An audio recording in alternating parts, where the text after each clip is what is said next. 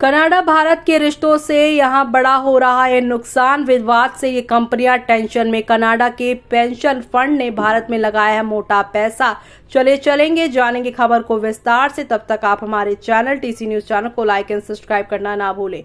बड़ी व्यापारिक साझेदारी रखने भारत और कनाडा के बीच टेंशन कम होने का नाम नहीं ले रही है। ये लगातार बढ़ती जा रही ये विवाद खालिस्तानी आतंकी हरदीप सिंह निज्जर की जान जाने के मामले के बाद से ही गहराया हुआ है।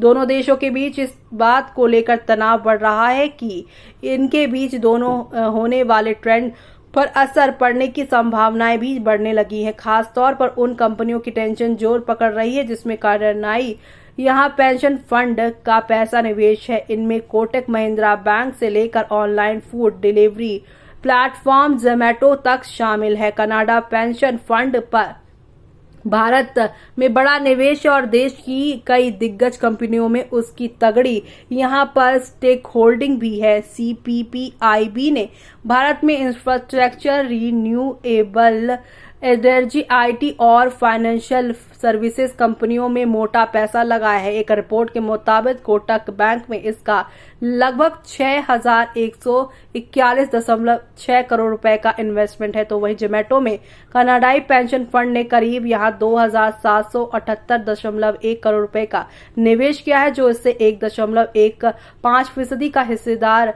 बनाता है। इसके अलावा डिलीवरी लिमिटेड और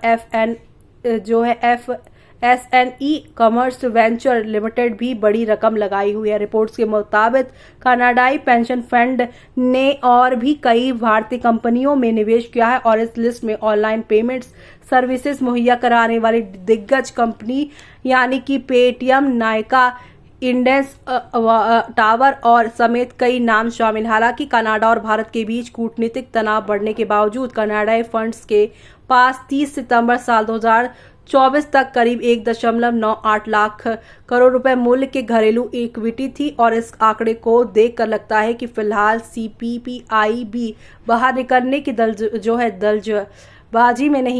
जल्दबाजी में नहीं है। हालांकि बीते एक साल में ये भारतीय जो शेयरों में अपनी हिस्सेदारी कम जरूर करता है नजर आ रहा है। तो वहीं अब कॉन्फेडरेशन ऑफ इंडियन इंडस्ट्री यानी कि CII की बीते साल आई एक रिपोर्ट की माने तो 30 से ज्यादा भारतीय फर्मों की कनाडा में मौजूदगी है और इसके द्वारा देश में किए गए इन्वेस्टमेंट की बात करें तो ये 40,440 करोड़ रुपए का है। इन कंपनियों के जरिए वो करीब यहाँ पर 17,000 से ज्यादा लोगों को रोजगार मिला है। इन कंपनियों द्वारा R&D खर्च भी 700 मिलियन कनाडाई डॉलर बताया गया है। रिपोर्ट्स की माने तो करीब 600 कनाडाई कंपनियां भारत में अपने बिजनेस कर रही है और अगर आयात निर्यात की बात करें तो दोनों ही देशों के बीच बड़ा कारोबार होता है। वित्त साल 2022 से 23 में इंडिया और कनाडा के बीच द्विपक्षीय व्यापार 8.3 डॉलर का था, तो वहीं FY 2023 से 24 में बढ़कर 8.4 अरब डॉलर का हो गया है। हालांकि इस दौरान कनाडा से भारत का आयात बढ़कर 4.6 अरब डॉलर का हो गया है, जबकि निर्यात में मामूली गिरावट दर्ज की गई है और ये 3.8 अरब डॉलर का रह गया है। ऐसे में अब आपका इस पर क्या कहना है, हमें कमेंट बॉक्स में कमेंट करके बताना ना भूलें।